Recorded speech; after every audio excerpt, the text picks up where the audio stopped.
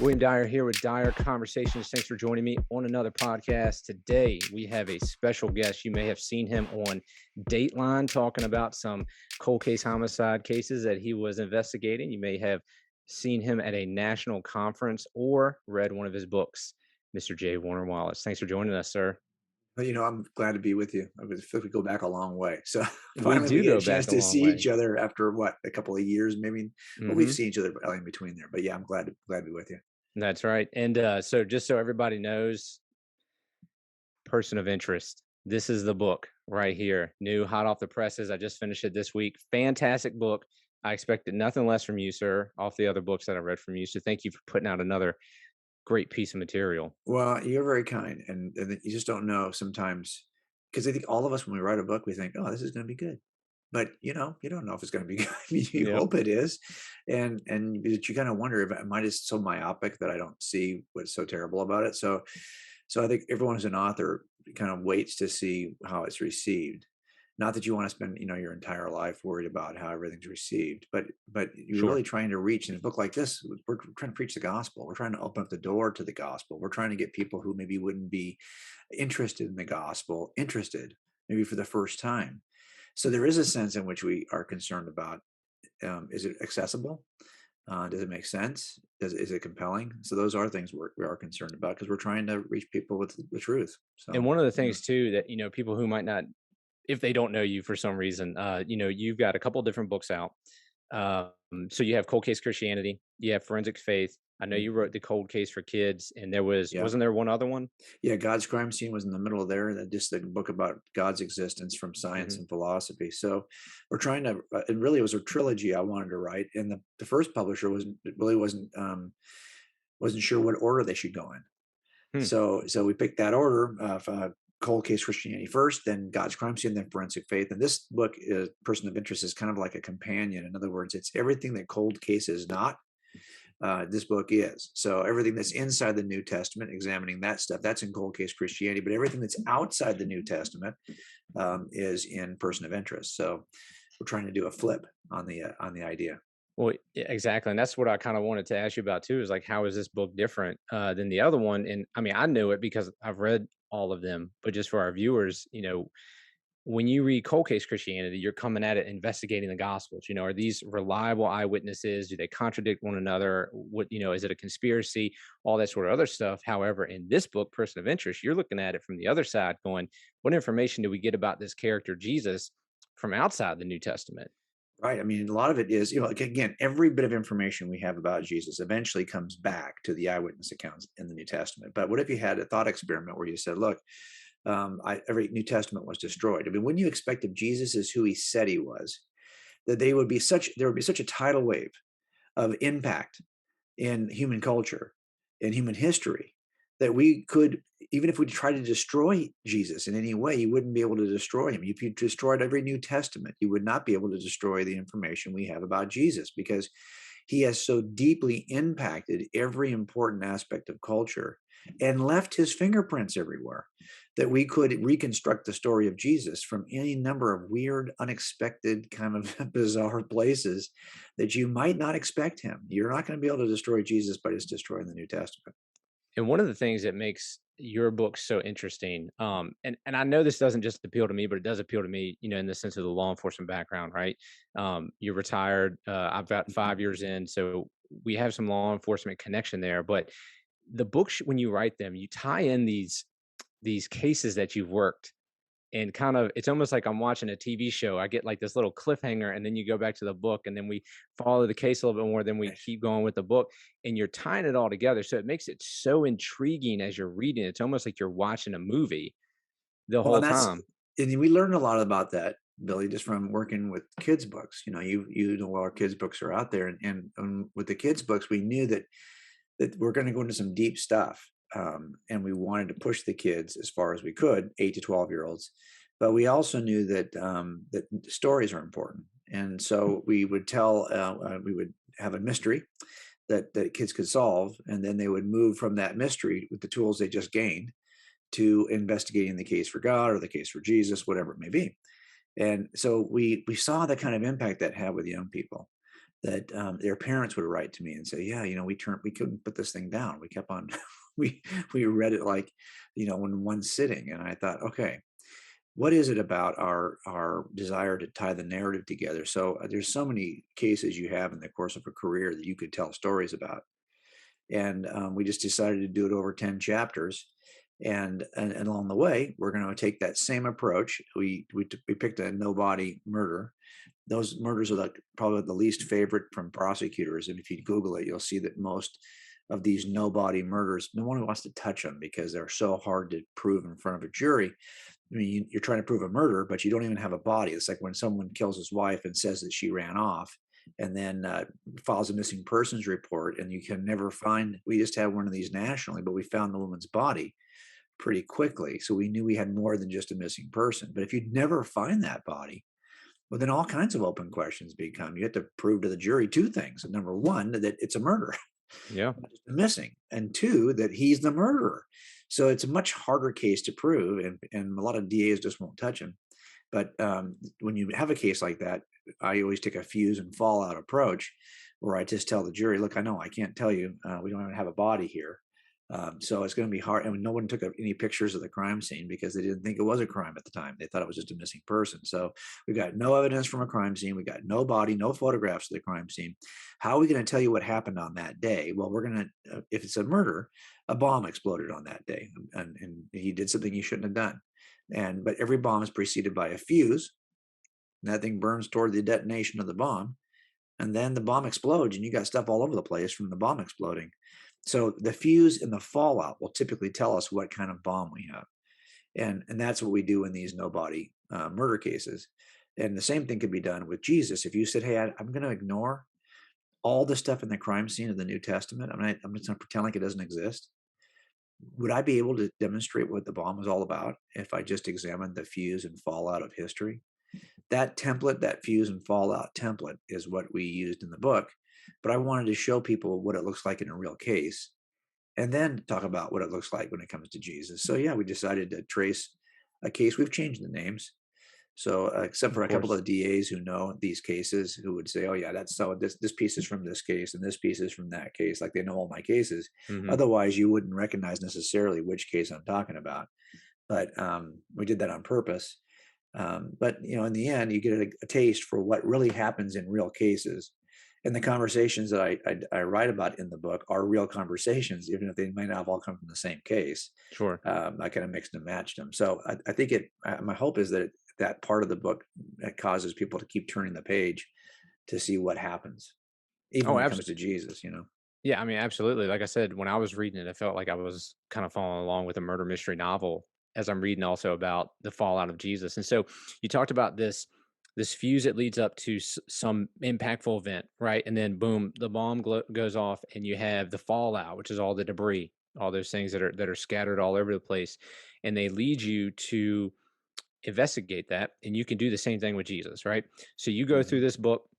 There's so much in there. I just want to say this for people who are thinking about getting the book. Not only is the book fantastic, but the footnotes. Like we were talking about this kind of off camera. The footnotes. Go to the footnotes and you'll get even more information. And then you go to the website and there's all of these additional resources, which I'm excited. I mean, I've checked out some of them, but I'm even more excited to go the full gambit, and get all those resources. I'm super excited about it. So, if you don't mind, I want to kind of walk through the book a little bit. I mean, I don't want to give away all the secrets of it, all Sure, the sure, all the yeah, good stuff, but I do have a couple questions for you, and good, just kind of follow up, right? Follow up on yeah, some of the stuff. So, um, you put here, like right at the very beginning, it's like early on, just like page 11. You were talking about how Jesus comes into a context. It's like a perfect time for him to arrive on the scene in this world. And so one of the things you're talking about is how written communication is developed. All right. So you yep, go through the history of that and say this was a perfect time where people could actually write stuff down and it could be preserved on the material that they had because they mhm, didn't have computers and stuff like that.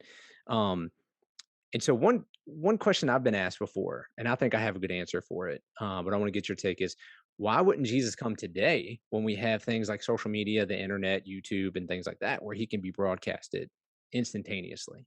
right. Well, okay, so here's what's interesting about social media, and I don't know that So if you're like me, you're watching everything that I'm watching in culture. And honestly, you're no more trustful of your sources than I am. And we're becoming more and more distrustful. It's not as though this is the perfect time to communicate any claim. We're more polarized than ever before. And if you see a claim today, if it's a claim about vaccinations, a claim about COVID, a claim about any governmental policy, for the most part, you don't trust that any of it's true. Even if it's Mhm. said by a scientist, you don't trust it's true. Even if it's do you really think we have more confidence in the information we're getting in the information age than we had previously? I think honestly, people are more distrustful than ever before. And even if I came and I said, "Oh, look, I got a video of this miraculous thing this guy did," really, how many of those do you get a day? Where someone's done something that looks like street magic, or someone's been raised from the dead. There's several videos in the last 5 years of preachers globally of one type or another allegedly raising people from the dead. And you look at those and you think, yeah, right. Now you're no more confident. You're actually less confident than ever before. You have way more information than ever before, but and this is polls show this, that we have access to more information than ever before, and we are less trusting of everything we see than ever before. So I don't know that just because we're in the social media age or the internet age or the information age that we're actually any more prepared to believe I think what we've done is this is social marketing. I mean, Yeah. all social media is social marketing. Everyone's marketing something. If you're just marketing yourself as an influencer on TikTok or Instagram, you're still marketing something. If you're marketing how you looked at last night's wedding where you attended, you're just really showing the people in your life, look at me, look at me, look at me. This has not made us a better, to my thinking, it's not made us a better people. It's not made us a more social people. It's made us more tribal. And we've now associated religious ideas and religious notions and religious claims with political parties. Everything is politicized. So my thinking is now is probably the worst time in history, the most distrustful time in history, in my view. Now, can you get the distrusted information out there at a faster pace than ever before? Yes, but it doesn't mean that it's trusted. Mhm. It just means you're able to Photoshop, computer graphic. I mean, we saw how long ago was it? I'll use this as an example. Um, Tom Brady was throwing a football in a football throwing machine, allegedly, and he would be able to throw it right to the center of the little small little place where the football is thrown from, and it would Mhm. throw it back to him, and he would throw it right back to the exact same. It just is like 3 times. Then he says, "Let's go," and everyone goes, "Wow, this dude is a." Well, it was all. It turns out it was all a fake. Yeah, have you ever seen any of those deep fake videos? No, I haven't. So, essentially, it's kind of like it's such good, ability for people to make it look like if they took you, make it look like you were giving a whole speech when you were not saying any of those things at all, but you can't tell. And Wow. so, yeah, and so it's kind of scary because they can make, popular celebrities look like they're doing or saying something when it's like, no, that's not what they were saying at all. They're called deep fakes. And I was thinking about that in relation to this. It's like Jesus came at such the perfect time when we had enough technology in the written, communication area where you can write things about him and disseminate it and it stays valuable and doesn't fall apart, but not too far advanced where we get to this point where we're like, well, you can't trust almost anybody because they can just manipulate things or fake things or Right. that sort of other stuff. So, this is the whole concept of the book at this first part. The thing that I took away is there was a sweet spot in history. Everything came together. It was perfect for this man, Jesus, if he really is who he says he is, to come on the scene. And so, a next kind of part that you went into is talking about the Roman Empire. A lot of Mhm. people don't think about this. The fact that why would Jesus come, during the first century? Why wouldn't he come to America? Why wouldn't he go to Russia? Why wouldn't he, Right. whatever? Why didn't he come Right. in the Middle Ages? Why didn't he come in Egypt? Yeah, why Well, didn't he save the Jews when they were in Egypt instead of Moses? He could have done it right there. I mean, yeah, why the timing? Yeah, it's a good point. And Paul talks about this and he uses the expression that Jesus comes in the fullness of time. mhm, And that to me is always been fascinating. We would say, well, yeah, if God decides that this is the time he should come, then we would agree it's in God's timing. But really, what we're seeing and looking at history is why. Look, if God is the author of everything, he's the author of history as well. And so all of this happens at exactly the time that God wants it to happen.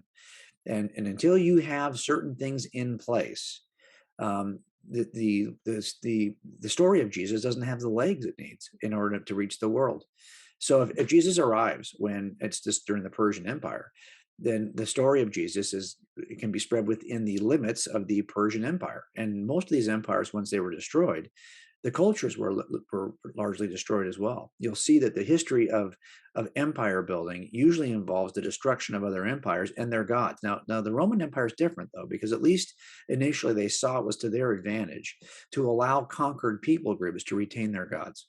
And so they were used to it. Now, granted, they would require something of those people groups as well, but it wasn't necessarily the abandonment of their gods. It was the inclusion of the Roman pantheon of gods, because that was seen as a way of supporting the Roman Empire. The gods of Rome support Rome. You have to support those gods in order to support Rome yourself. It was basically a way of showing your allegiance to the empire.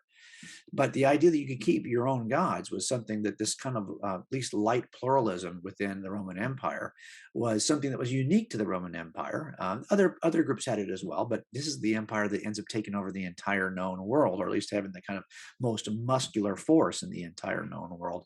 And that empire ends up being the empire that establishes peace, that popularizes an alphabet, that popularizes a spoken language, that actually builds the infrastructure of roads and postal services that open up opportunities. Those roads that Paul walked on and those trips that basically exploded the belief system called Christianity, those roads were not available just a couple hundred years earlier.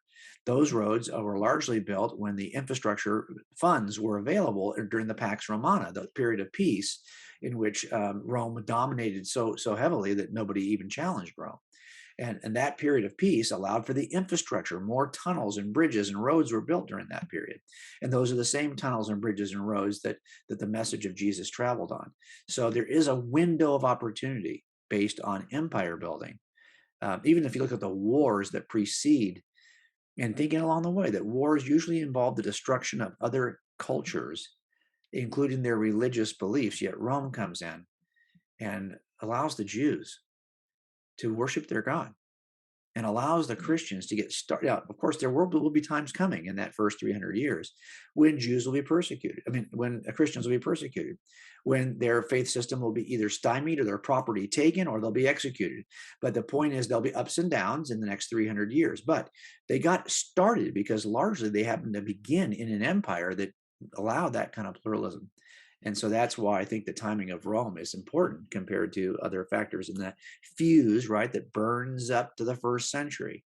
And think about that. Why do we call it the first century? I mean, it's not the first century. It's not the first century humans lived or even recorded history. Yet something happened that reset the calendars. And that's the thing I think that is so powerful um, for the person of Jesus is why would God arrange it in such a way? And as you saw in the book in that one chapter, I try to overlap those fuses to Hmm. show you how small that window of opportunity really is.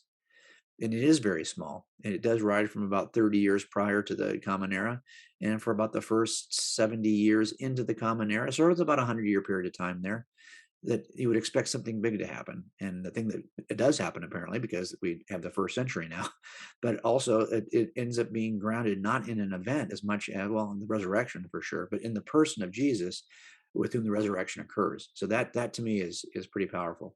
Yeah, a lot of times people who maybe are early on in their Christianity or don't really like history that much, they might read about persecution and think that persecution Mhm, was this widespread thing in the first century for for the Christians, and it really wasn't. mhm. If you look at it, like you said, they first started off, they were considered a sect of the Jews, and the Jews were tolerated by the Romans. It's like, okay, that's fine. You guys can worship, your God, just don't cause any problems, and we'll be fine. And the Jews came along, and the Christians came along, and the Romans were fine with it. And the big issue was, we don't care if you think Jesus is Lord. We just want you to say Caesar is Lord too. You That's don't even right. have to mean it. Just say it. And the Yes, that's Christians were right. like, no, we can't do that.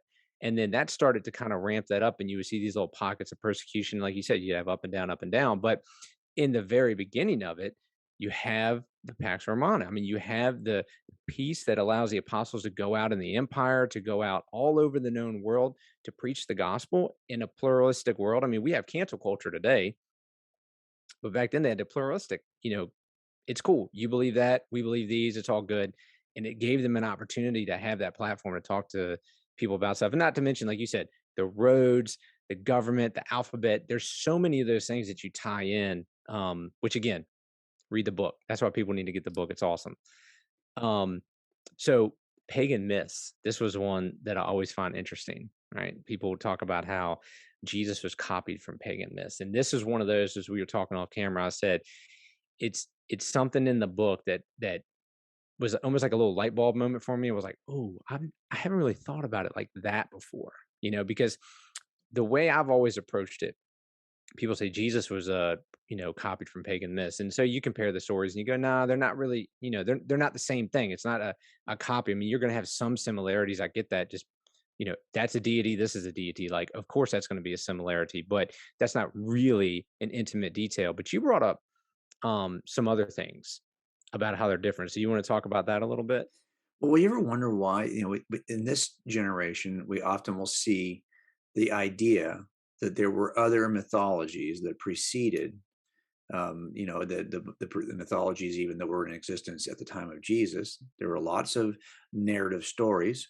And when I say mythologies, what I mean is claims and narrative claims about deity. Now, you can use that word myth, and it can kind of sound like a falsehood, a lie. That's not what I'm talking about. That it's a falsehood or a lie. I'm saying that no, instead, it's really a narrative about Jesus. And this is how C.S. Lewis refers to the word myth as well when he writes about this. But the idea here is that, isn't it interesting that it's clear in the first century that, like Paul and the other disciples, they were familiar with the fact that other people groups believed in other deities, and that there were a number of these myths that were out there in the culture. And Paul says this in Acts 17. You people are very religious. You got a temple for everything.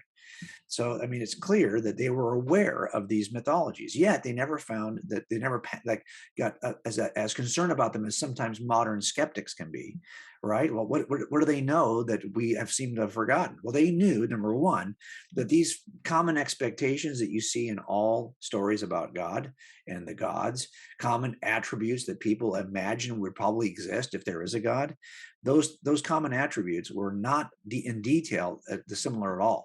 So you might have as a common attribute, oh yeah, this supernatural being is going to enter into the natural world in a supernatural way. Okay, so the origin stories of most gods in antiquity, that God's going to appear somehow miraculously, birthed out of the hip of another god or emerging out of the side of a mountain. Even Jesus is born of a virgin. But to say that everyone is born of a virgin the way that Jesus is a lie. I mean, yes, the gods are always coming into the world, not always, but mostly coming into the world in supernatural ways. Also, you can find that most of these gods, if well, all of them can work supernatural acts. They can do miracles. Well, that shouldn't surprise you. If you're thinking about God, he probably can do godlike things. But what kinds of things they're doing are very different depending on the story. You'll see that a lot of these gods, for example, can grant eternal, not all, but some can grant eternal life, or they can live beyond, they can defeat death in some way. But these are the kinds of things, generally speaking, that most of us would anticipate about God if there is a God. Now, what's interesting about that is that I made a list. I just started to read through the mythologies, and I had a couple of research assistants, and this took a couple of passes because you'll read through them and you're just looking for, like, what do these things have in common? What are all these, the story of Attis? What does it have in common with Osiris? What does it have in common with Mithras? And I'm reading through all these myths, and you'll find a few and you'll start writing them down. And then, of course, you'll start to see, well, no, I've heard that before. So now I'm going to go back and read through the myths a second time to kind of catch where I may have missed that before. We did that like 4 or 5 times, and we emerged with 15 similarities. 15. Now, you could probably easily add, no mythology has more than about 10. Some have as few as 6 of these commonalities. So if you wanted to extend the list to 18, but then only maybe 3 of these myths would have it, well, you could do that, but I think it's going to stretch it. You could back it up to 10, and then you'd have more. But so we're somewhere between 6 and 10 attributes each of these 15 attributes until you get to Jesus of Nazareth. Jesus has all 15 attributes. So whatever piece of the pie you might have been thinking about prior to Jesus, the whole pie is called Jesus. Now, isn't that interesting? Now, if you're going to suggest that somehow these Jewish authors trying to impress a Jewish culture, that Jesus was the Jewish Messiah, cobbled together a non-Jewish pagan mythology, to impress the Jews. That's a bit of a stretch. It's Yeah. actually ridiculous a stretch. But it is interesting to me that Jesus would embody these expectations. Not only that, he embodies the types. He ends up personifying the types of Moses and Joseph and Jonah, and then you can go through a lot of Old Testament saints that end up having an overarching narrative, some similarities at least with Jesus. Well, why? Why if that? Why would God show up matching the expectations of non-Jews and seeming to be similar to the archetypes of Jews? Why would he do this? Well, because of course, um, anytime the expected meets the expectations of the expector, you get a better result. And this is what Paul is really saying. He's saying, hey, guys, I know you're all religious and you have ideas about God. I'm here to tell you who the real God is. And we know he is a real God because he rose from the dead and he matches the archetype and he is the Messiah. And so he's basically making the same kind of argument, the argument that Lewis makes when he says that the mythologies are stories about God that come from the minds of poets and human authors. Whereas Jesus is the myth that comes from the mind of God, that's grounded in what we call real things. And Yeah. so this story about Jesus is actually the fulfillment of the expectations of the ancients. And by the way, if you wanted to meet the expectations of the ancients, you need to show up at a time when the most ancient myths are being concurrently worshiped simultaneously. And that gives you another window of opportunity, which is also centered right in the first century. So you have another fuse that points to that period of time, that window of opportunity. If you're going to show up and meet the expectations of the most people who have expectations, you need to show up at that period of time as well. It just so happens to also be that window in which Jewish prophecy predicts a Messiah, and that window in which the Roman Empire provides you a means by which to communicate the message. So coincidentally, all three of these windows of opportunity happen to open up in the first century. Yeah, when you start to see those things, you're like, man, that's some sort of coincidence. But I was thinking as you Yeah, were talking, beyond just the Jews, looking at that, going, this is like a pagan god. Why would you want us to worship that? Imagine the apostles going to the pagans and just passing off a copycat savior. I mean, they would say, we already have those. we Like, got this that is nothing. version. Yeah, Yep, this is yep, nothing special. We got like four of those. So yeah, clearly, there's something special about Jesus. But here's what one of the things that you pointed out in the book. That I've also, thought before is, Jesus didn't come in a vacuum, right? We were talking about this. He came into the context of the Jewish theological perspective. Okay.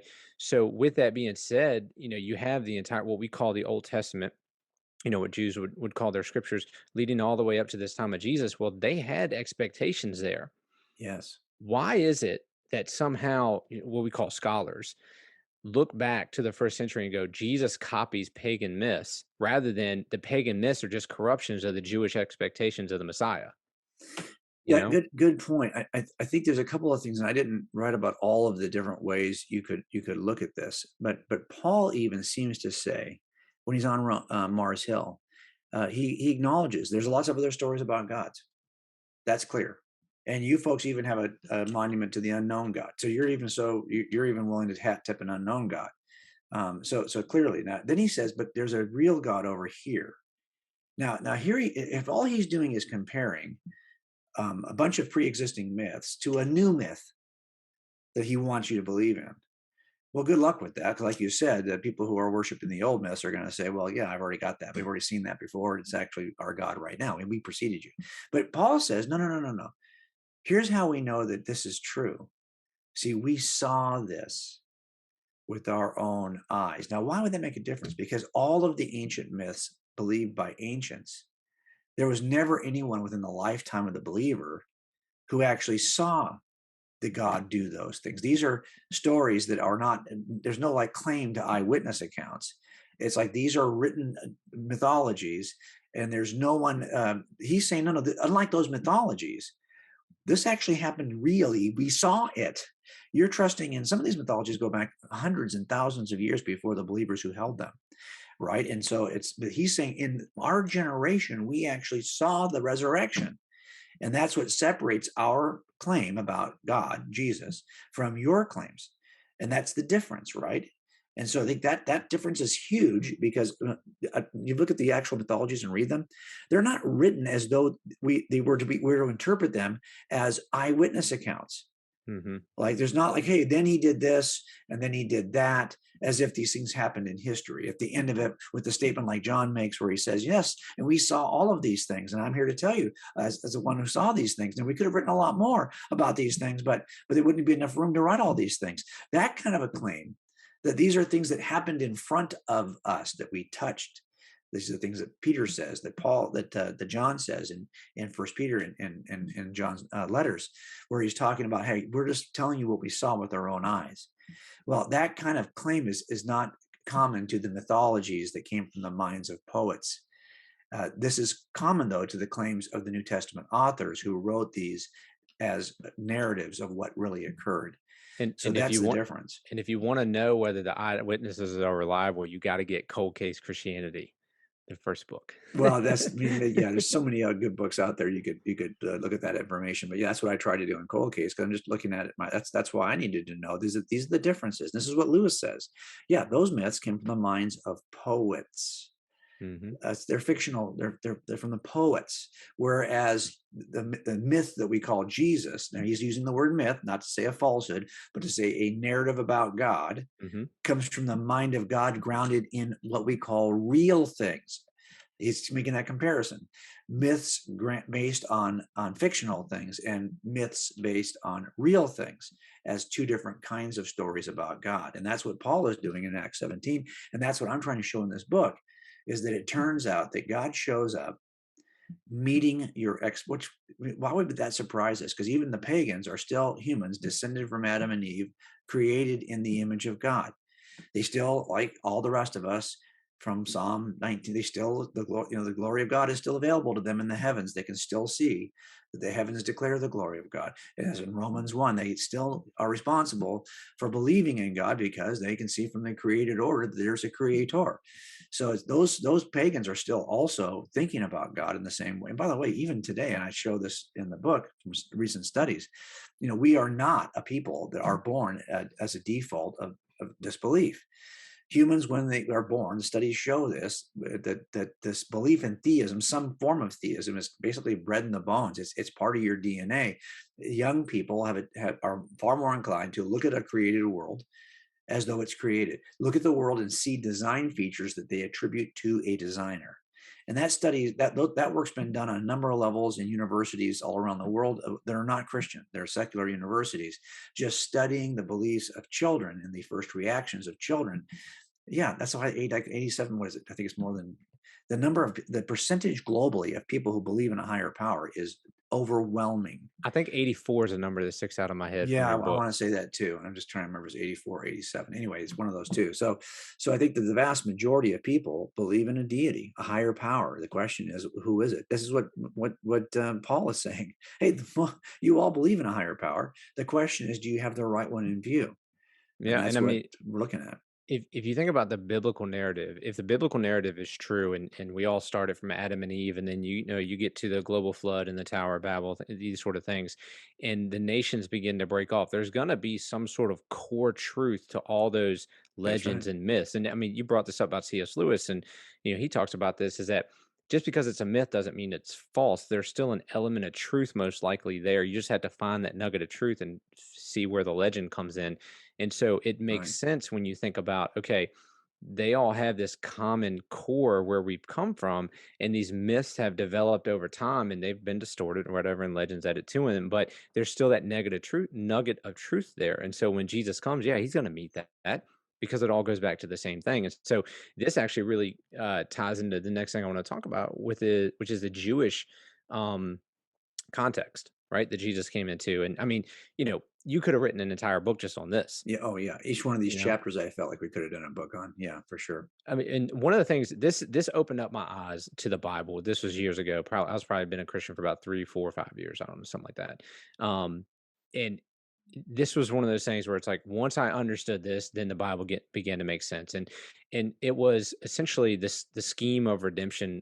There's a book called The Scheme of Redemption. Then there was a study I did called The Eternal Struggle and a couple other things. But essentially, what it did is it showed the Old Testament was not just a collection of random stories to tell us how to be better people or to show us that God did some really cool things and he's a really cool God. It was showing us, listen, here's what happened, but then here's God entering into history to bring forth this Messiah and him narrowing down this almost bullseye, if you will, this man born of a woman and then of Abraham and then, of Israel. And then you come down to the tribe of Judah and he's going to be born here and he's going to come in this, like all these different things. And it narrows it down to where it makes sense. Then when you get to the New Testament and you see people who it says, they are expecting the Messiah. It's like, why were they expecting the Messiah? Because they knew about the prophecies, they knew about the dates, and you talk about some of these dates in the book. But before we get there, as you were setting this up in chapter 4, you talk about every crime scene has two types of evidence: clear and cloaked. And I was like, I love the terminology because you start to talk about prophecy, and this is the thing that people do again. And I did this. This was an error that I did. When you think about prophecy, you think the Bible says this, the New Testament says that's about Jesus. There's a 1-to-1 correlation. It's like, no, that's not the way prophecy works. And so, you kind of brought up how there are things that are that 1-to-1 correlation, but there are other things that aren't necessarily like that. So you want to kind of explain the difference between clear and cloaked evidence? Yeah, I just thought when I first heard a preacher talk about prophecy, because I came into a church that really wasn't necessarily going to talk about prophecy as part of their Sunday services, but they brought in a guest speaker. Maybe it was on a Wednesday. But anyway, I heard this guest speaker talking about prophecy, and I was so underwhelmed. I was unimpressed with it because by that time, I at least knew where to quickly find these prophecies. If they said, "Hey, it's in Ezekiel," I would flip over to Ezekiel, and I go, "That doesn't even seem like it's talking about what he's even saying it's talking about. That doesn't even seem like that's even messianic." I mean, I mean, some of this stuff, they're pulling out of Psalms. Sounds like David's talking about David, or it sounds Hmm. like, it's like, come on. Why would he? I mean, I don't think the Jews today would consider that messianic, and of course they don't. And so then the question becomes, well, then why should you trust what the New Testament authors are saying? But the difference really, and a lot of the New Testament authors are referring to things that you would read if you went back and chased them down. You look at them and say, oh, yeah, that's really comes like a bit of a stretch. And so if you ever like worked with Mormons, you'll know that Mormons do the same kinds of things. Well, they'll take a prophecy from the Old Testament or from the scriptures of the New Testament, and they'll say, this is talking about Joseph Smith. And you're thinking, come on now. That's not talking about Joseph Smith. That's talking about something else entirely. Well, I want to be careful. We're not doing the same thing. Well, it turns out what helps you is to understand that there are differences in evidence. If you've got a fingerprint at a crime scene and you've got a good database, you can actually identify the bad guy from the fingerprint by running it in the database. Same is true with DNA now. The databases are getting bigger and bigger. So sometimes you can do that. It'll tell you who the guy is. Not always, but sometimes. That's really clear then that piece of evidence, and you can see this, if I've got blood at the scene and it's not the victim's blood, this is probably evidence of the crime at some point. I mean, at least it seems more reasonable that it is. But you'll also find that, so that's clear evidence. But you'll also find at the scene, a torn piece of cloth or a button or some hair or something you're not even sure like whose it is. Whose button is that? Was that button laying there for a day before this crime even occurred? Maybe it's not even part of the crime scene.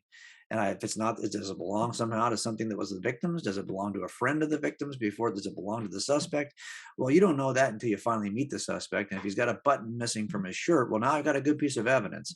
It wasn't clear. It was cloaked at first, but it does now afterwards, in hindsight, confirm the suspect. It doesn't point to the suspect from the onset, but it can confirm the suspect in hindsight.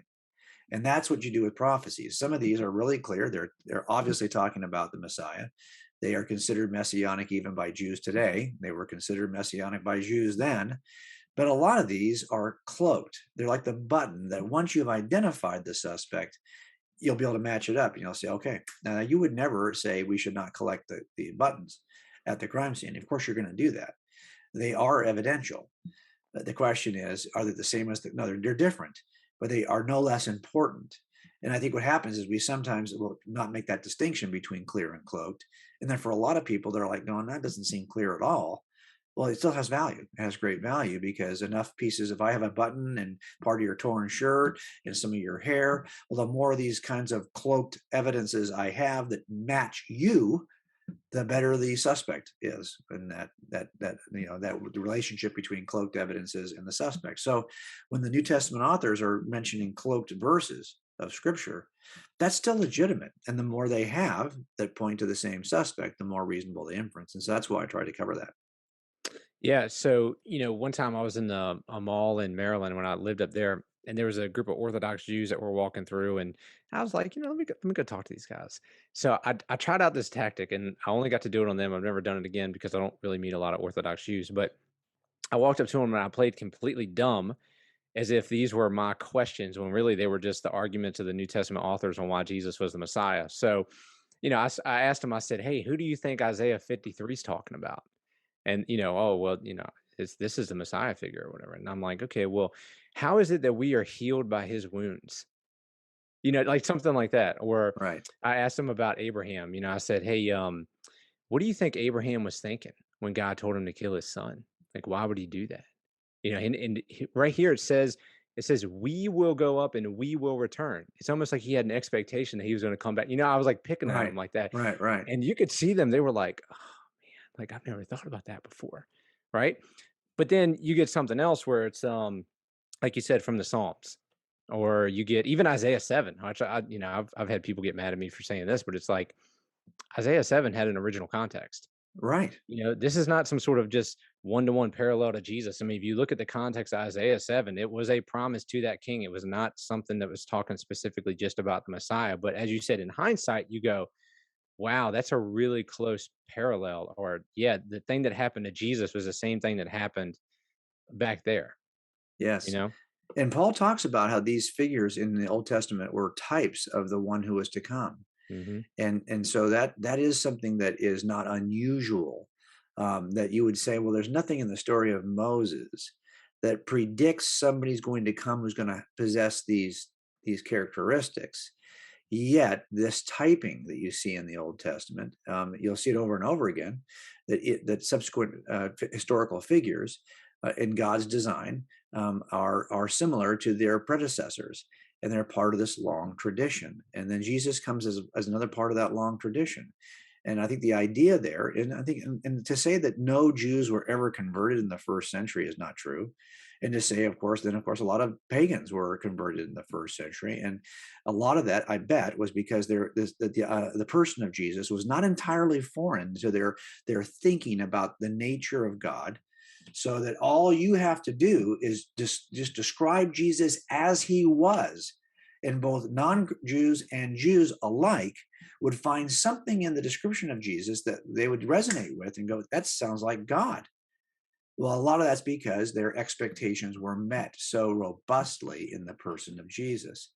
And so I think we just don't we kind of lose all of that when we step, and that's why whenever I read Acts 17 now, I read it differently, because now I'm thinking about, well, look, Paul knew that those other mythologies were replete within his generation, that those people in Athens, he was a reader of the poetry, he was a reader of the mythology, and it's clear he has access and knowledge of ancient writers when he's talking to the people on Mars Hill. So that's why I think he's able to leverage the similarities to discuss Jesus. And the only difference, of course, is he's arguing that the life of Jesus is being told to you by people who were eyewitnesses, whereas no one can do that with your mythologies. No Mhm. one could ever have done that with your mythologies, because those came from the minds of poets, not from the observations of eyewitnesses. There's the difference.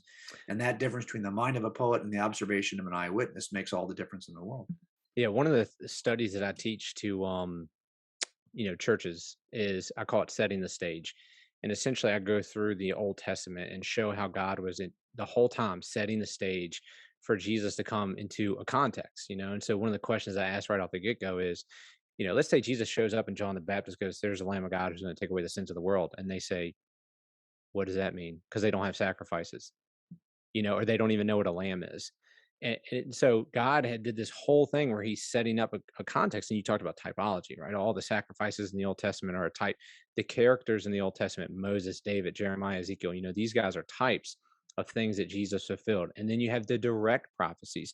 But then on top of that, we have the pagan myths which have that nugget of truth. And so all these things come together, and you realize not only the timing of it, but also just the context of who this person has to be. And so one part of your book that was interesting, you go through the prophecy in Daniel, which I thought was awesome because most people take that prophecy down a different route. And I hold the exact view that you were referencing there. Now, I mean, I'm not trying to get off. It's really technical. You kind of Yeah. got to get into the weeds a little bit. But essentially, you were showing how the prophecy in Daniel, the 69 weeks, leads right up to this very short window time frame of when the Messiah is going to have to come. And so, if you're interested in that, there's some material in your footnotes, and there's also other books on that. But Yeah, but it I should, can tell you too, if you're somebody who says, "I'm not sure we can dial this down to the level of precision in terms of dating," well, you can look at generalities. This idea, this larger, broader period of time, where you're operating between the promise to restore Jerusalem, to rebuild Jerusalem, that edict, that decree to do that, and you can argue about, well, which decree are we talking about? Okay, fine. So that means you're not quite sure of which century in BC this decree occurs. Okay, but then we have also the other cap end is the destruction of the temple. Well, historically, we know when that occurred. That occurred in 70 AD. So you're going to end up with a broader window. And that's really all I'm using when I'm talking about the fuse that presents that little window of opportunity. I don't have to be precise and take a very specific and maybe nichey view of Daniel in order to get that window. I can take the broadest view, and you're still going to have that window. And when you overlap the cultural, prophetic, and spiritual windows, that's where you get this real small 100-year period. And that's why I wanted to show it. And by the way, that's not something that I discovered because I was determined to get a window around Jesus. That's just what happens when you look at the history and you end up with this weird window. I didn't really know how tight that window was going to be, but I just knew from my studies, years ago when I first became a Christian. But back then, I wasn't trying to write a book. So I was just kind of, I got to the point where wherever I was satisfied, I would move on to the next thing. And so I just had, I would call this like a blogger's level of confidence about what I discovered. It was enough to satisfy me. I knew I'd have to do more if I was going to put it in front of a jury. And sometimes what books are is those are the things you're putting in front of a jury. Every detective at some point satisfies his own question, but then knows he has to do a bunch more to satisfy the upcoming questions of jurors. And so I had that first level of confidence, and I just needed to mine it out. yeah. I mean, I've had plenty of cases before where I reach a certain point and I go, okay, that guy did it. But Right. I know, I need more in order to take it to court, Yeah, that's right. Like, I That's can't right. just I like, you can see it, and there's a difference between what you know and what you can prove, and Yeah. you just Well, that's why you're called into this work, is you mhm. came into this work with a theological understanding first. I didn't have that luxury. So I spent a good part of my career, nearly 10 years as not being a Christian. But at some point, you started off this way. So I expect you at what 25 years or so younger than me to take on this calling and help people to see that there's a connection between how we look at evidence, and we can't help but do it this way. Mhm. So you might think, oh, I don't want to take that approach, that evidential approach. Well, really, when your kids come home and you're assessing their claims, you'll suddenly become quite an evidentialist. Okay. You might be presuppositional about maybe your apologetics, but when it comes down to whether your kids did it or not, you're suddenly evidential. It turns out that that's just how we operate in the world most often. In other categories, that's why we're so fascinated, I think, with detective stories, because all of us are a bit of a detective in some aspect of our life, and then we get to see what it looks like when it's very muscular. So in the end, I think that's why this approach is important for us when we're talking about issues of faith. Well, like you said, it's the natural way people function. You know what I mean? Right now, I'm studying in my master's degree, like apologetic systems, right? And so you have these different systems, and I like certain aspects of certain one, and I like certain aspects of this one. I don't like this one, whatever. And one of the ones that I like, I go, well, I like this, but this is really more geared towards intellectuals. Like, I'm not going to really be able to use this too much on the average person in the pew or the average person at the office. But the Mhm. evidentialist view, it's pretty good because you can use it on most people. It's how people think. And so you said, to kind of bring us wholesale to where we've been talking this far. I like this quote in chapter 5. You said there's now an area of overlap that takes advantage of humanity's common expectations of God and also leverages the opportunities the Roman Empire provided to spread the good news of God's arrival. So not only do you have the context of the Jewish expectation, the pagan myth expectations, but you also have the just perfect timing of the Roman Empire and how it gives the advantage for the message to go out. So Yep. that's kind of the first part of your book. And then we move into another part, chapter 7. You start moving into the fallout, I guess I would call it, where you talk about, now here's the impact of this guy on the world. And this was another aspect of it where I was like, oh man, I didn't really connect those dots before, right? So I wanted to ask you about it. So you said this on page 125: a desire to better reveal the identity of Jesus and the reality of heaven initiated a movement unique in history of architecture, art, and music. So you have a little bit of background in like the cultural arts, and so this Mhm. kind of hits home for you, right? How Jesus has that effect on culture. Yeah, absolutely. I mean, think about this worldview that we happen to be in. This is an artistic worldview. This is why there's been a battle even within the church in the earliest centuries about how much artistry should be allowable in a space of worship. Iconic should be allow icons of any kind in a church setting. These are things that we should reject because they become idols. They become a lot of this. Why is this discussion even happening? Because so much about the Christian worldview involves creativity. This is reflected in the nature of our God that we worship. We're all designed in his image, so we should not be surprised to find that we have a creative impulse, especially when the one thing we see early on in the very first pages of scripture is the God's ability to create. So it's not like this should surprise us. And this is the one place, this is a very much a musical worldview. Songs were a very important part of worship and of life in Judaism. The Psalms that were in songs that were written by David, for example, were probably sung by Jesus at the Lord's Supper. Then you have letters that encourage us to be singing hymns, to be singing songs to each other, and that's part of the earliest traditions. And you have claims about the deity of Jesus that are beautiful claims, that he is light, that he is that we have a promise of a heaven in which there'll be no tears, in which God will resolve all injustice. And these are amazingly beautiful notions about the future. And so when Christians met, they sought to embody these promises and these descriptions of Jesus in the spaces in which they met. And so, that's why churches don't last long. Don't and historically do not stay long in the Romanesque period, the heavy building material period. They move from kind of like dark, cavernous spaces that had to get larger and larger in order to support the groups that were meeting there. And eventually, there was a desire to embody the Christian claims in the architecture, claims about light and beauty and a heaven. And spaces became light, heavenly spaces pretty quickly within the history of Christian architecture. And that architecture required some innovation and some engineering. Dome engineering, for example. Muslims used domes as well. A lot of early believers in different sects used domes, but nobody made an art form of the dome like Christians, and to the point where the city of Rome became the city of domes. Because there's so many domed structures were being built, and those domes were being painted and lit in ways. Just some of these domes are amazing, just in terms of the way they diffuse the light in either in pocket walls or in parallel walls, or ways to bring light into the space that you're thinking, where's that light coming from? This is before electricity. This is how do we get the exterior light into the inner surfaces of the dome in a way that you can't tell where it's coming from, so it just feels like you're in this heavenly place and not just a bunch of windows, or of course there's light coming in because there's windows. No, that this creativity that was, take a look at the cross sections of domes, take a look at the cross section of St. Peter's. I've got that in the book. I want you to be able to see the kind of architectural innovation that had to occur to accomplish this end effect. And then when you look at how stained glass is used, that Gothic cathedrals in which you have the flying buttresses on the outside of the building, which form the structure, allowing you to use the walls now as glass surfaces because they no longer support the roof. The flying buttress supports the roof. Well, now you've got an opportunity to do art on the glass that you didn't have prior to this.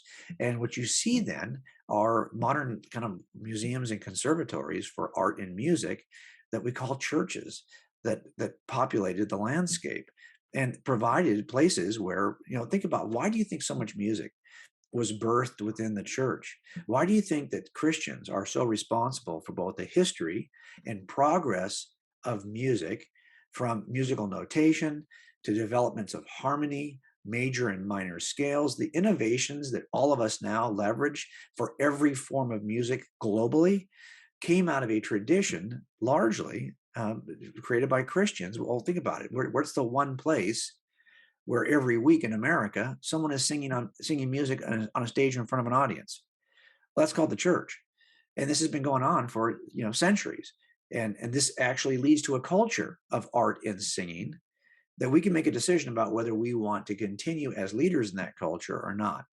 So I think what happens is we sometimes will innovate, and then at some point we will stagnate, right? We will not continue to innovate for any number of reasons. It's not in a similar way. The Muslims were incredibly and deeply involved in the sciences until religious thinkers within Islam began to shut down the project. So you have to be careful not to allow errant thinking about the theology to guide your future. The theology of Christianity opened up the sciences. I talk about that in one chapter of the book. Science is what it is today because of the igniting attributes of a Christian worldview. And both of these concepts, the art and the science, right? It comes back to the worldview. Like, why did these things happen? And it's because Christians have this perspective of the nature of man and the nature of the world. So I wanted to bring up two quotes here. Francis Schaeffer, you should probably Okay. know him, right? Yep. He wrote a book, How Should We Then Live? And he said this. He said, "But we should realize that talking about the Renaissance, was not the rebirth of man. It was the rebirth of an idea about man." Right. So Yeah. your philosophy about what man is will kind of dictate how you're expressing that in art and in culture. And then he said later in the book, talking about the famous sculpture of David, he said the David was the statement of what the humanist man saw himself as being tomorrow. In this statue, we have man waiting with confidence in his own strength for the future. But you point out in the book, which is so cool. This is the thing that I never thought about before because I'm not a big arts guy and cultural guy like this, is that Christianity formed these structures like you talked about, right? I mean, Rome became the city of domes, and then the architecture behind that. And if like I've been to Europe before, I don't know if you've probably been to Europe, I'm Yeah. sure, but you go to some of these cathedrals or some of these Right. buildings, it is like you said, it is like a heavenly place. You go there and you're like, wow, like Right. wow. And so the question is it just our effort to be like to create palaces? No, it's not that. I'm sure there is an effort amongst lots of architects in secular settings or non-religious settings just to kind of impress with the opulence of something, because it kind of reflects on my I must be somebody if I live in a place like this.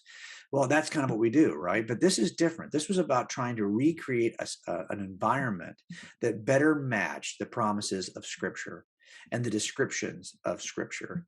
And so that's what motivated Christians to take the next step. Like, do you really think that dark caves that are cool and they're made out of the mud brick of the first century, they certainly will get the job done and 30 people can meet in these places, but they don't inspire you to think about the things we're reading about in Scripture. Like, you have to almost kind of like imagine you're not in this mud hole in order to experience this Scripture. But at some point they created the spaces that resonated with the very things they were reading in Scripture. I remember the first time pardon me, we walked into a big modern warehouse church. That was the first church we ever walked into that wasn't, that we thought we would go to by choice, me anyway. So we walk into this setting and Susie leaned over and she says, it doesn't seem very holy. Mm, And I thought, yeah, but I was only there for her, so I yeah. just wanted her to be happy. But I would have agreed with that. It seemed rather utilitarian. That was the mission statement of architects that tried to move this utilitarian space that'll get the job done to a place that would inspire, that would be awe-inspiring. Because the first believers in the Book of Acts, they were said to be inspired in this way, to have a Mhm. sense of awe. And so they started to create spaces. They did the spaces themselves. The minute you walk in, you feel like I'm in a special place. Yeah, and you even bring up how at first, with the Christians it took a little bit of a transition, and it was really once we hit the edicts of Milan and Thessalonica when Christians began to be able to create art. And so I was thinking about how, sometimes when you're investigating somebody and you're looking at their background to see do they have ties to certain people or have they done these sort of crimes before, you'll see a pattern, right? Kind of like a pattern of how often they get arrested. But then there Yeah. might be like a gap there's like a 5-year gap where they don't pop up on the radar, and it takes you a second, and you realize, oh, it's probably because they were incarcerated, Yeah, they're in right? Like custody. that's the reason why they didn't do Exactly. anything, because they Yeah, were in jail for those when 5 you got a years. murder spree and then suddenly it goes quiet for 5 years, well, he got Yeah, picked up for some misdemeanor or lesser crime, that yeah. put him in jail for 5, not a So murder, you yeah, know? so these Christians, you have this period where they're not able to do anything, but all of a sudden, when you have peace and they kind of are set free, then it's like boom, cultural revolution, where the Yeah. art starts kicking Yeah, off. And under so persecution, it's true. You don't have patronage, you don't have property to work on because a lot of this stuff is painted on certain properties that are public that you're not afraid to paint on, that you're not afraid to express your faith on. So there is a period, of course, when you're like, I bet you right now, Christian art in China is pretty minimal, that was my right? question. I was gonna Yeah, say, do you think that freedom produces opportunity for art? Because we don't see a lot coming out of North Korea or China right now. yeah, I think that's probably why. I mean, I think a lot of this freedom is the biggest threat to what we believe right now, and it's a theological threat. Think about it. If God is love, the thing that He stands on, the love stands on, is free agency. Without free Mhm, agency, you can't have love. The biggest challenge we have is our freedom to make choices, to even choose for God. If you don't mhm. have the freedom to choose God, then no one's going to choose Him. Now, of course, we Yeah. have the freedom, and you'd even have that freedom if somebody denied you that freedom. You could still make that freedom in your head. Yes. But I'm just saying, if freedom is the thing that most people will try to limit, to control us, right? But it turns out that freedom is what's required. Without free agency, you can't have creativity either. If you aren't free, if everything is just automatically propelled by your genes, you're not really being creative. You're just being expressive of what you were destined to express anyway. You didn't make free choices. Should I use red or green here? Should I highlight this side? Should I make him skinny or make him a little heavier? Like, how should I depict him? No, you're not free to make those choices, but you're not being able to, you have no ability to be creative. So I think, yeah, freedom ends up being the thing that if you wanted to pull the plug on almost anything, you start by pulling the plug called freedom. Hmm. Yeah, I mean, if you're enslaved, it's gonna be kind of hard to take some free time and start creating art. You Right. know. And so if I can convince you too that you ought not freely think those things, even Hmm. if I can convince you to limit your own freedom of thought, well, then I can even control your thoughts. And that's why we got to be careful when we're in a culture that tries to limit your freedoms. And this is what you see, though, in the first 300 years, right? Where Christians still had their freedom to worship if they did it in secrecy. So they, and within their own community. And you still see that the earliest art is the kind of art that's in catacombs or it's in small places that are, we're still digging these places up, right? You don't see it in public squares, on public buildings. Big churches, for example, that celebrate this worldview are not going to be possible in the first 300 years. And so that's why it has to, when it does change. Now, of course, here's the other problem is that power also corrupts. So you're always weighing the, like, I love to read the Ante-Nicene Fathers because I believe that those are probably giving us the clearest and purest, unadulterated views of earliest believers. Because once you become the religion of the empire, then you start to see corruption within the belief system, Hmm. right? Because power corrupts. Now I want to control people. I want everyone. Now you're under my thumb. Even the people who had religious ideas would put you under their thumb. So I think that you have to kind of balance that, right? Like where on that decree of Milan, of the edict, which side are you looking for evidence? If you're looking for evidence about the purest thoughts, then I think you stay on the front side of the edict. If you're looking though for the most freedom to express ideas about Jesus, you're probably on the other side of the edict. Yeah, and Jesus has another fallout aspect here where you move into the education explosion, right? How Christianity really is the springboard for modern education. And so you had I actually want to go to the book right here because this, your graphic arts. If nobody knows, your graphic arts are just fantastic. You should have been one of those guys back in the Renaissance painting stuff. But Oh, you're funny. here on page 169, you give this like list of people. I'm not going to read them all, but I was I learned something here, just about education. So you have like kindergarten.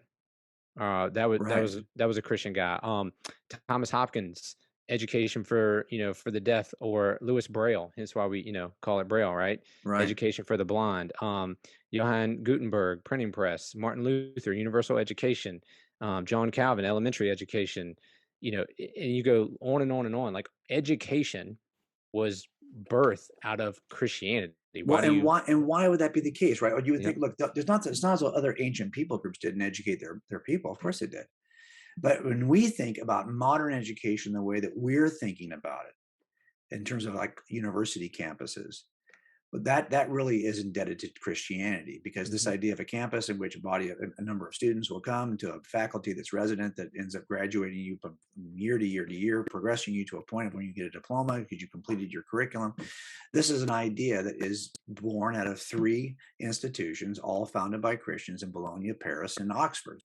And it turns out that those three universities give birth to 24 or so daughter universities that give birth to the scientific revolution. That most of the scientists who founded the major disciplines in science were coming out of those universities.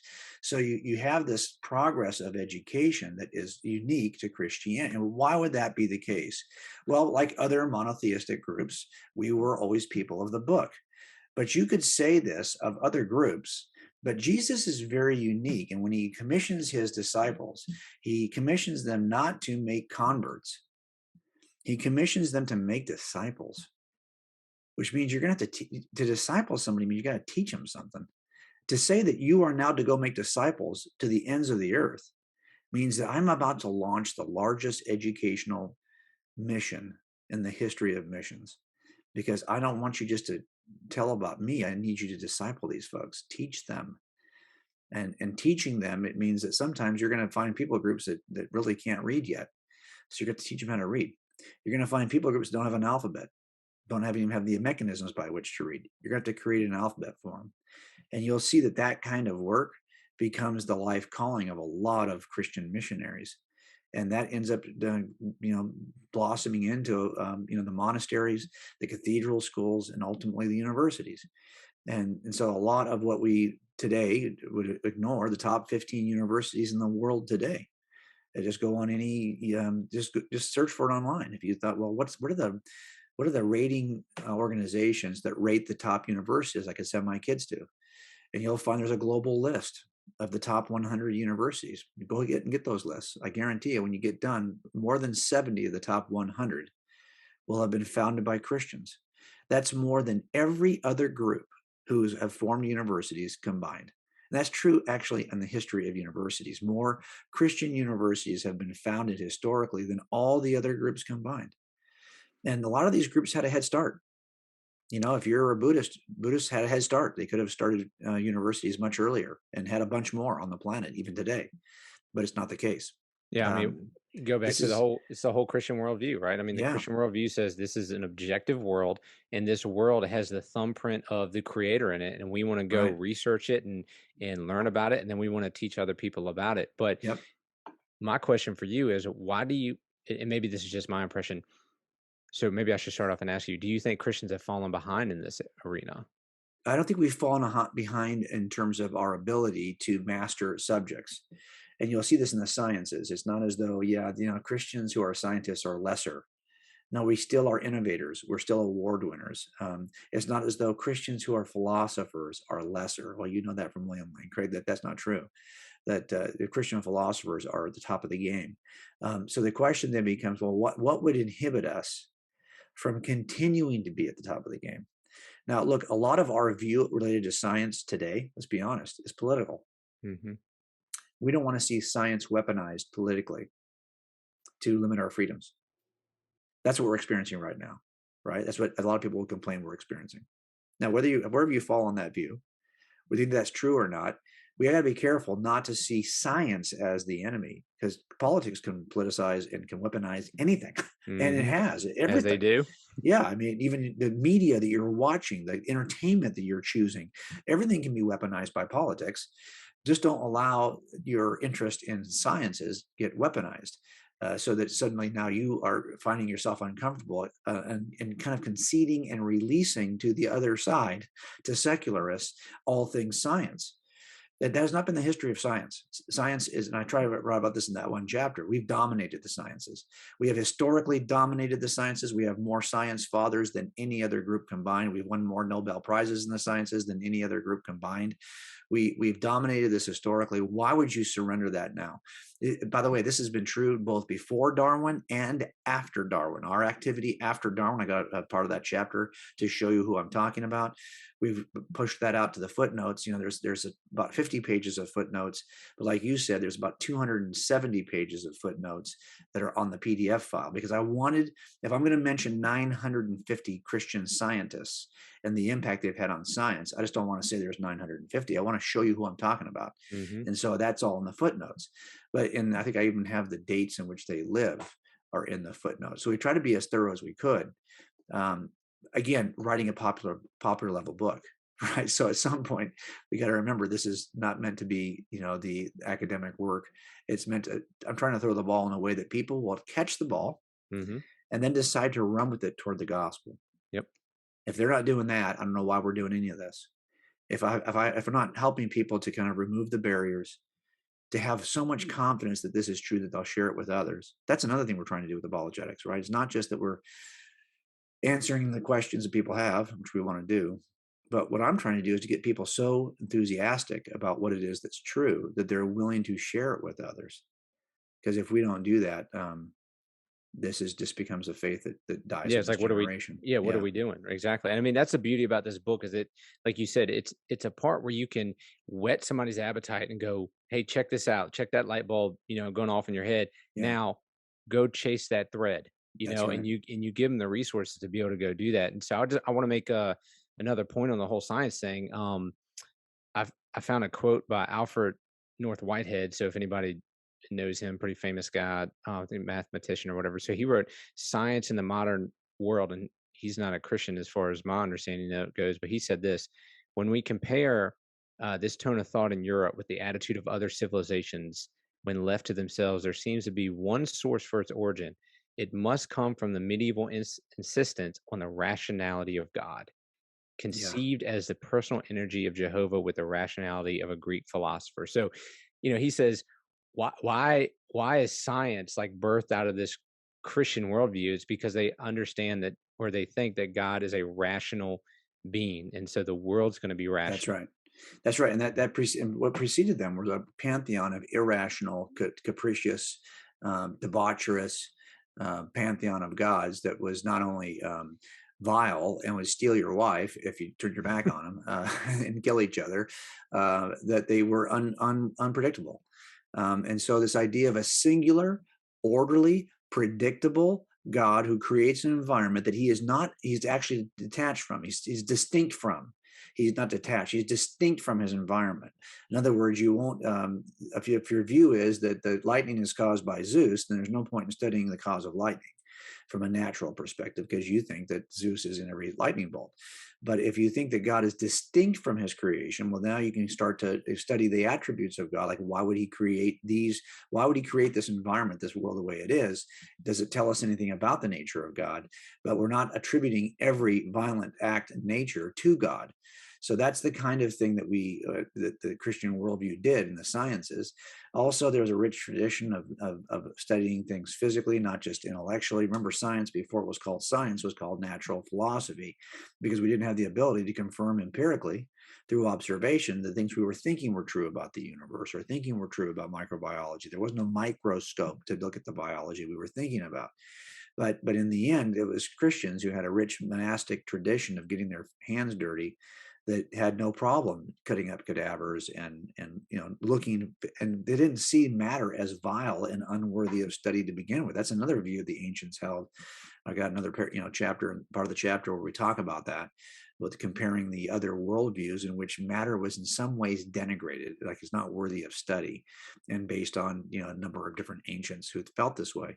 But Christianity comes in with a different view, and that's really what makes the difference in terms of why Christianity has the kind of power that ignites the sciences in a way that other, and from the science fathers, just the scientists who have changed the history of science, that founded and fathered the major scientific disciplines.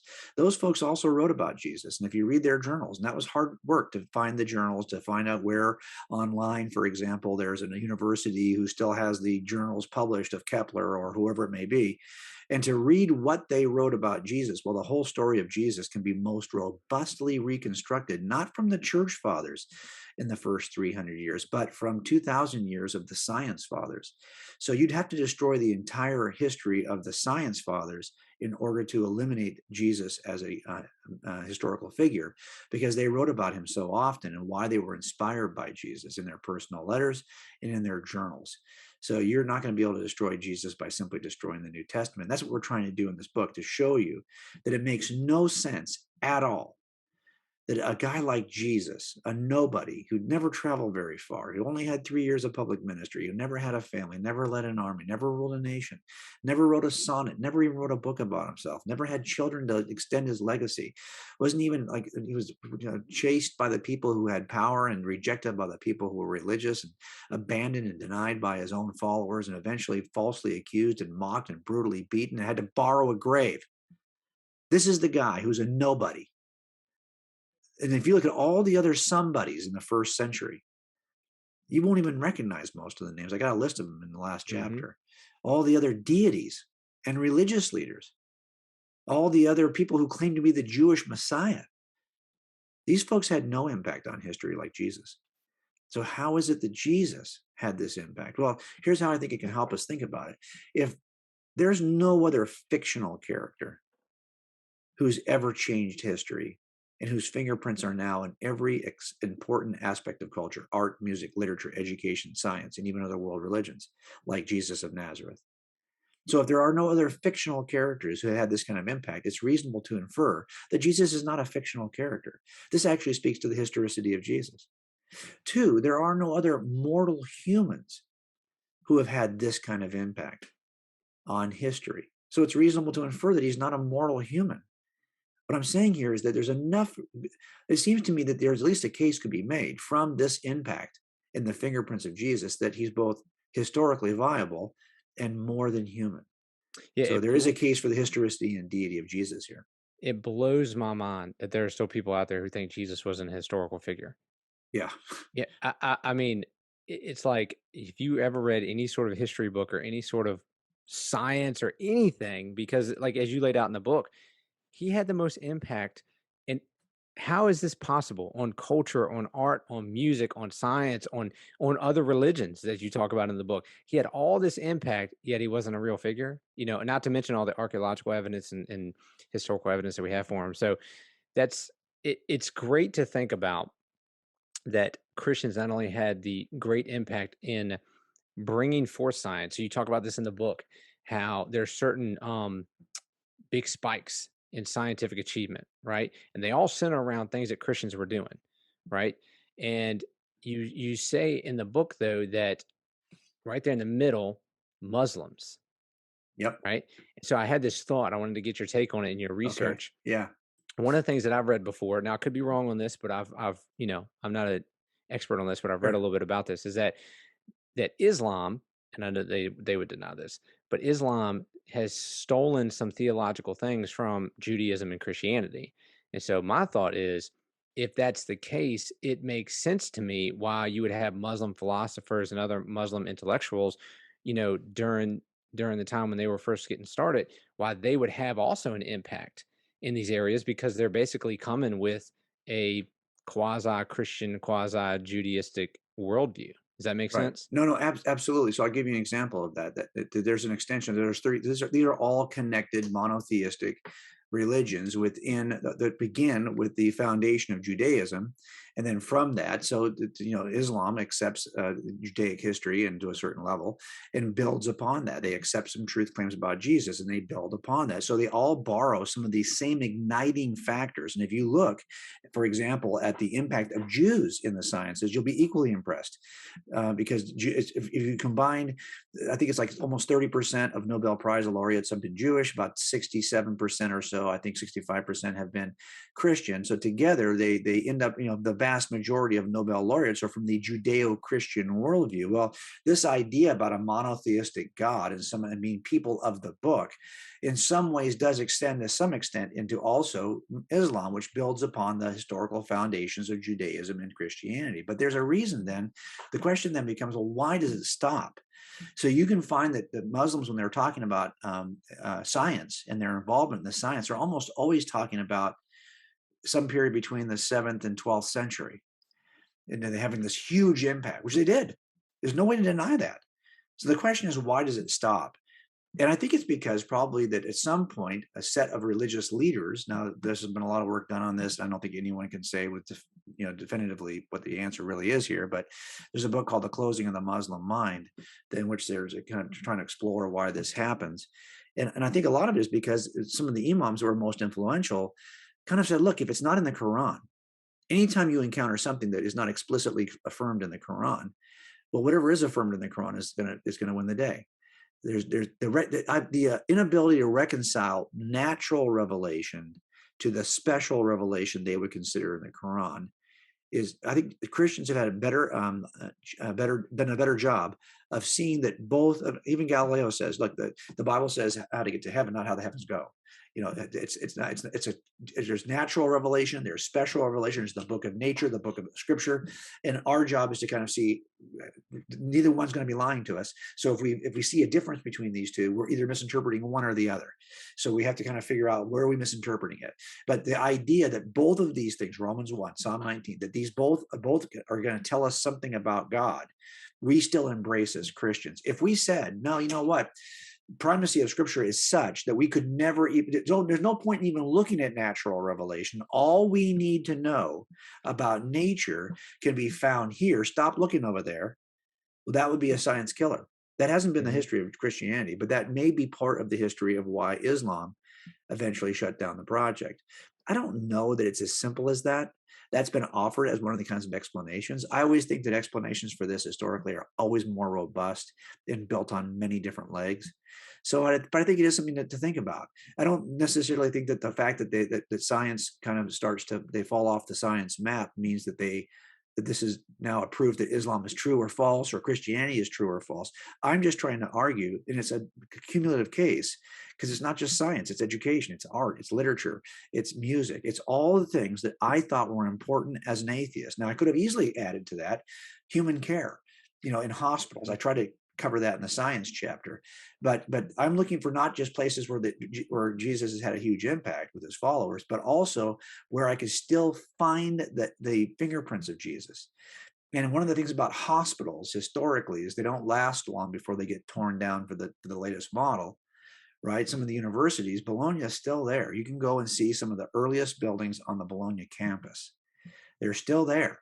I think campuses like to keep their old buildings because it makes them look even more prestigious. Yeah. Hospitals tear down their buildings because they have another science that, new technology that requires a new facility. So you cannot find the original, because I was in the education chapter, I'm arguing you can reconstruct the story of Jesus just from the buildings of the top 15 universities in the world, which you can, but those still exist. That's not true for the earliest hospitals. So that's why I didn't, go in those directions.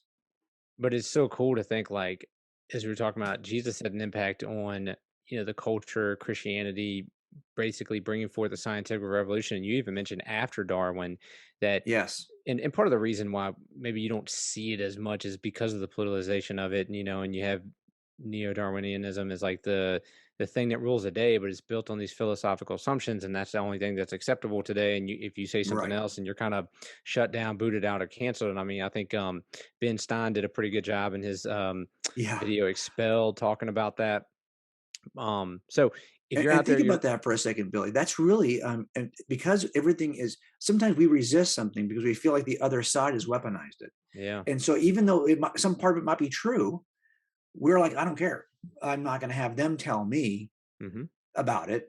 So we end up rejecting something that is actually true just because the other side is holding that position. And that's what I tell churches all the time, I'm not against science because, Right.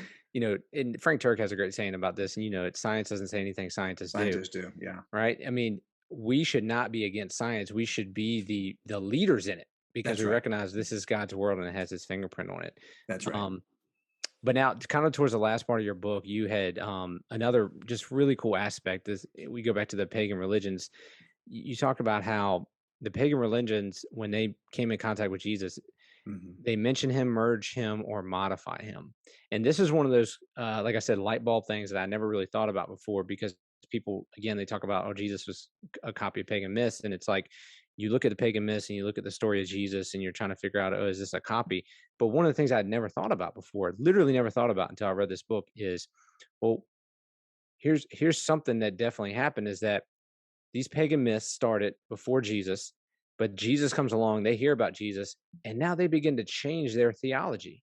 Right, right. They And begin to but accommodate Jesus or just adopt the practices of Jesus yes. worshipers. And that's the amazing impact that Jesus doesn't just impact every theological system that follows him. Of course, you would expect that, but he impacts the theological systems that preceded him. That's bizarre because, Mhm. those systems preceded him. He could easily have mentioned them in his own teaching. Nope, nope, nope, nope. No, as a matter of fact, he says, I'm the only way.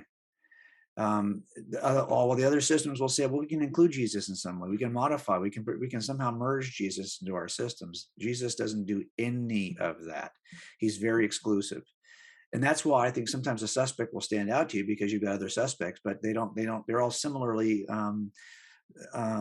unprovocative. They're all similarly not involved. Mhm. That's the one thing they all have in common is they're not the suspect. And the one guy stands out because he's got unique opportunities to kill her, unique anger that would cause him to kill her, unique access to her. All kinds of unique features are involved in that one suspect. Jesus is similarly unique.